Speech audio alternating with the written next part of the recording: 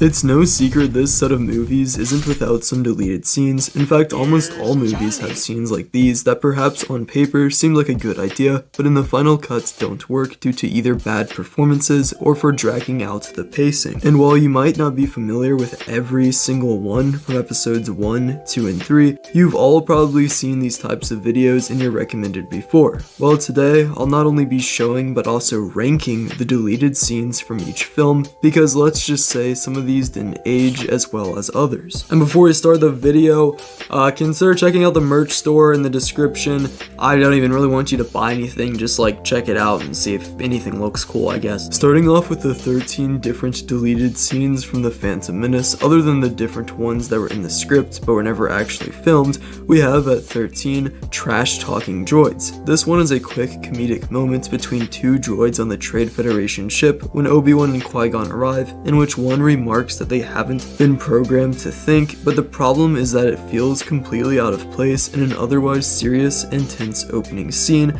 that really would have ruined this practically perfect opening to the film. Next up in 12th is Anakin's scuffle with Greedo. In this one we see a young Anakin beat up Greedo after the pod race since he accused him of cheating, and while we get a nice lesson from Qui-Gon to Anakin about tolerating his opinion, it has a cheesy joke from Wald about Greedo having a bad end if he keeps pulling stunts like these, which one, there's absolutely no reason for Greedo to be in this, and two, it just feels kind of off. At 11 is the extended pod race wager. This one is an alternate version to when Qui-Gon alters the chance cube, which is dragged on too long and has one too many close-up shots of Jar Jar swinging his head back and forth. At 10 is the waterfall sequence. The waterfall sequence is simply an unnecessary action scene in a part of the film that already has an excessive amount of action. Now, don't get me wrong, it's not a terrible scene by any means, other than a couple rough green screen shots, but unlike the submarine scene, which showcases the world building of Naboo and lets our main characters interact more, this one feels pretty useless. In 9th is the extended pod race lap 2. In summary, this is a version of the pod race that features a much longer lap 2. Now, while the Blu-ray version does actually contain more than the theatrical version, which in my opinion improves the scene, it's good they left these bits out in the really extended one, as they got extremely goofy at times. You know, Tusken Raiders telling Jawas to get off their lawn, Sebulba pulling out a ridiculous Spy Kids type gadget that shoots a flamethrower out of the side, and even this bad CGI droid spinning on the ground after Anakin hits it. It just feels like the animators were getting a little too silly with this nonsensical blibber blabber. Laugh it up, fuzzball. 8th place, the complete pod race grid sequence. The extended opening is the same principle of how the extended lap 2 is, in which it just doesn't make sense to have a 5-minute scene of introducing random characters when we should be focusing on the actual race scene and Anakin himself. Now, I do like the slightly extended version in the final cut we have now, where we see some of these guys, but showing literally every single one is a bit excessive. In 7th is Bail Organa of Alderaan. When Queen Amidala pushes for a vote of no confidence, there was at one point going to be a part where Bail Organa would second her after conferring with his Senate pod.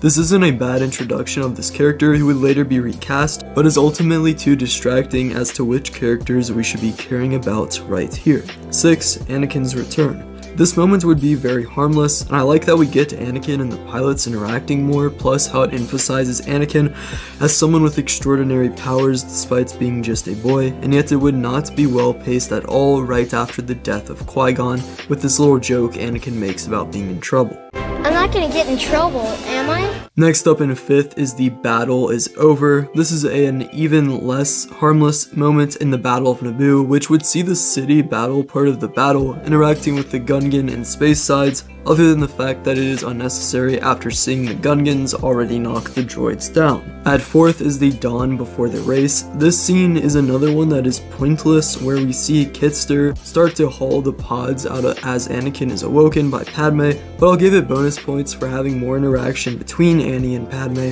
as well as an extra scene with Kitster who we really don't see much of. In 3rd is the battle on the boarding ramp. I have no problem with this part where Maul leaps onto the ramp after Qui-Gon before he is knocked off, as it makes Qui-Gon panting and exhaustion here make more sense in the original cut, and also extends this final scene, which I think is too brief and was a good way to tease the much larger lightsaber scene at the end of the movie. Number 2, Farewell to Jira. In this deleted scene from episode 1, Anakin says goodbye to the merchant Jira. We also see Qui-gon briefly turn on his green lightsaber to destroy one of Maul's probe droids, and this one makes the frantic pace of the next scene with Anakin and Qui-gon and Maul chasing after them more understandable, as well as a nice moment between Anakin and Jira to show his compassion. But in my opinion, the best of these deleted scenes is the air taxi sequence. This one of course shows the air taxi on Coruscant going to where Palpatine would talk to Queen Amidala after they first land. It was actually the only one of these truly listed on here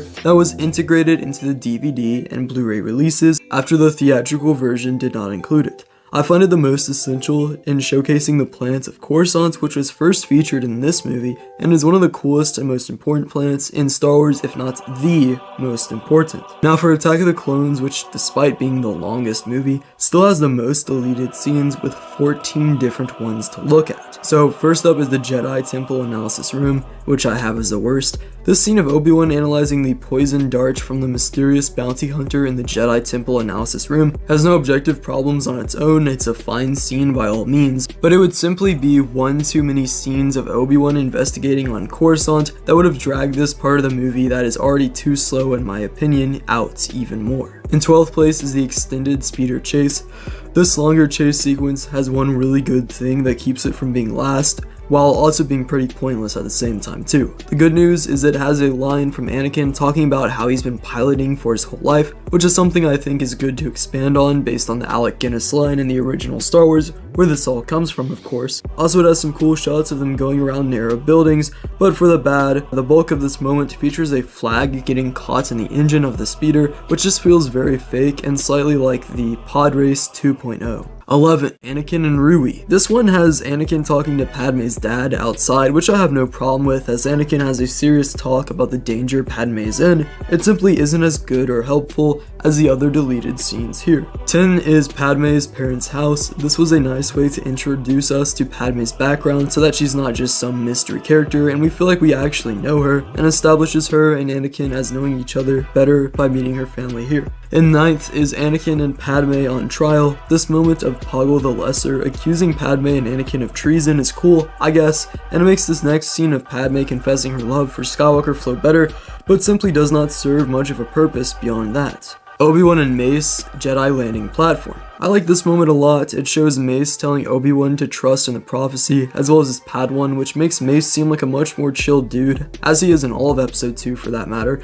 I don't know why, but it does make sense that it was cut though, as it is another couple minutes to add to the slowest part of the movie. At 7th is the raid on the droid control ship and extended arena fight. Now this could really count as one or two scenes, but I just decided to group them together here, which is why I said Attack of the Clones has the most. For the extended arena battle, it mainly features Jedi fighting inside the arena structure and getting blasted downstairs, which I think is pretty cool, plus some extra Geonosian action as they are not present much in the original scene. The droid control ship part is actually really awesome, as it shows Ki-Adi-Mundi and Plo Koon leading a charge into the landed Lucre Hulk core to shut off the battle droids, but they then turn back on as these are updated models. This was a cool way to sort of up the final battle of the last movie, but it doesn't make much sense how in a fight that surely is less than 20 minutes, these Jedi managed to get all the way over here before being quickly led back in one of the next shots by Geonosians. 6. Padme addresses the Senate. This was a scene of Padme addressing the Senate on not showing the Separatists violence,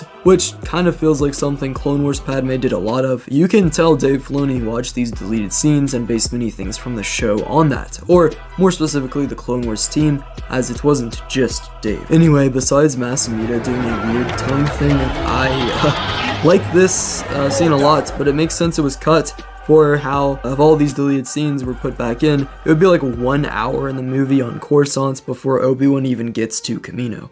In the original, it's like 40 minutes in or something, I believe so. Number 5 is Padme's bedroom.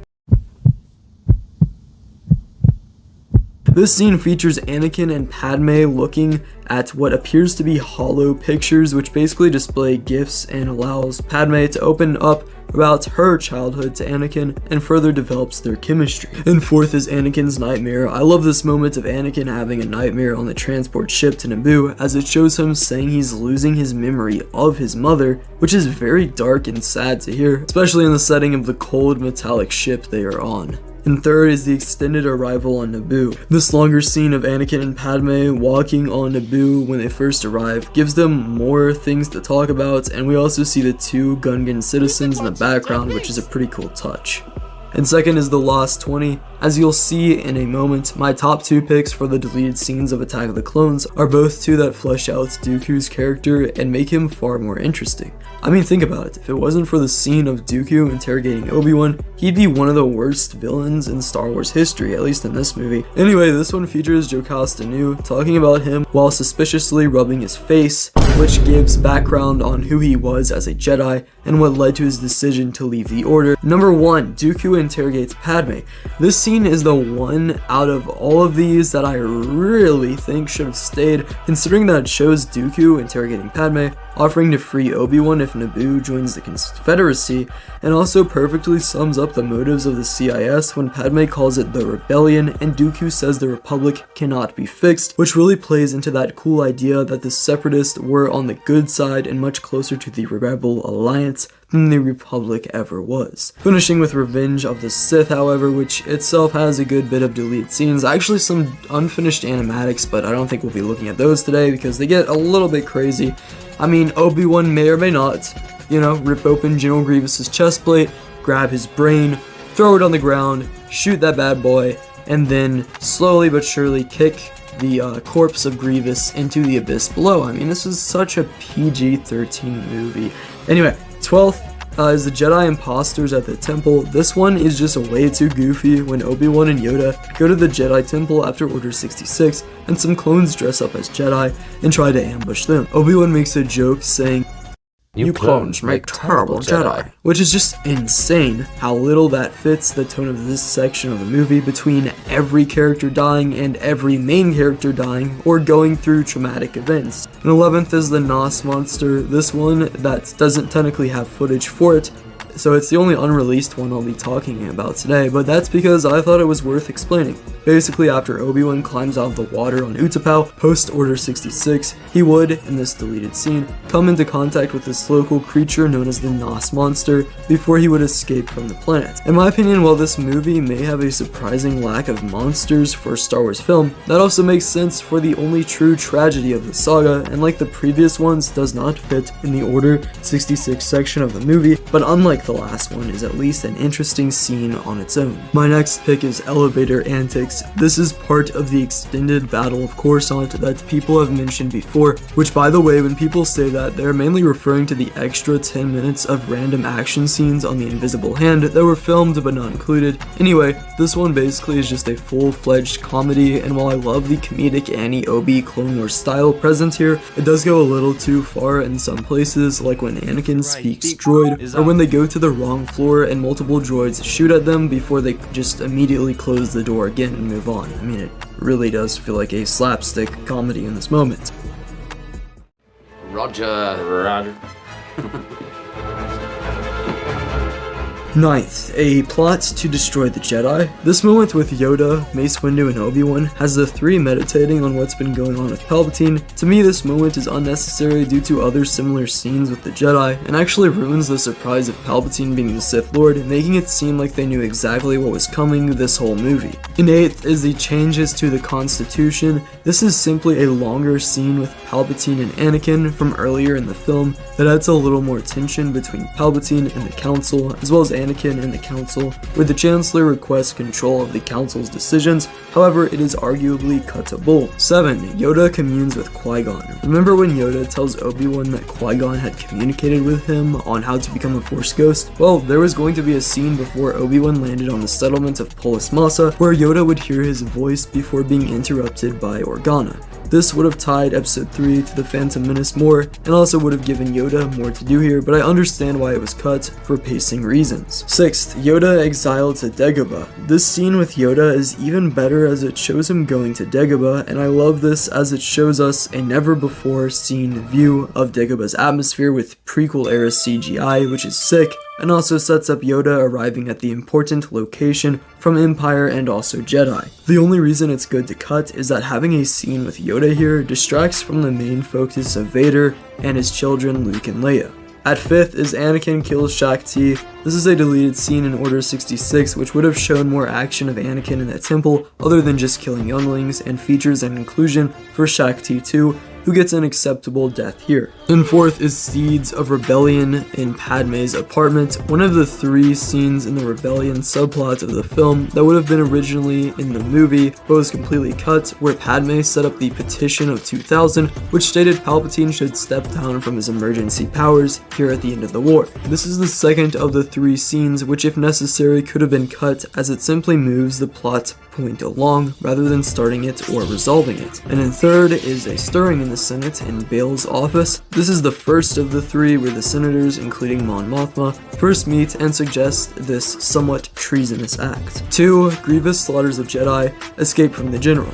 Despite some who would probably consider this another pointless action scene, while I can't argue that, there's part of this scene I really like. The Shaak Ti death and immediately making jokes afterward is a little bit odd, I will admit, but the scene of Anakin and Obi-Wan climbing through this tight, practical, claustrophobic corridor is one of my favorite deleted scenes in all of Star Wars. I really love how Revenge of the Sith kind of plays with gravity and the environments of many of the action scenes, adding a new element of thrill and danger that was never really used before in Star Wars, and quite frankly wasn't even used after this that much, and it kind of reminds me of all the practical sets that they used on Inception or something along those lines, which I think is pretty cool. And first is confronting the Chancellor in Palpatine's office. This is the last scene of that rebellion subplot, which shows the delegation confronting the Chancellor in this beautiful sunset environment, and has really great tension between Padme and Palpatine, making Anakin choose between which one. Also, it's the first time we ever really hear Palpatine disrespect Padme and let a little of his Sith growl out around senators in the movies. This, plus the fact that he tells Anakin he senses much conflict in him, all would have made this a good scene to add, which probably would have made Anakin's turn even more convincing with just a little bit more build up here in this scene. And I would give you my top 10 out of all of them, but like what Lucas said with most of these scenes, I ain't got time for all that. So I'll see you in the next one. Okay, real quick, that wasn't technically the end because I do actually have a few announcements I wanted to make. One, please consider checking out the merch store. I don't even want you to buy anything, just look at it and see if anything looks cool on there, because we have some cool designs and there's a few funny jokes you might like as well. But yeah, that's it for this video. You can subscribe if you want to. I upload every Friday at 5 o'clock p.m. Eastern Standard Time. But yeah, see ya.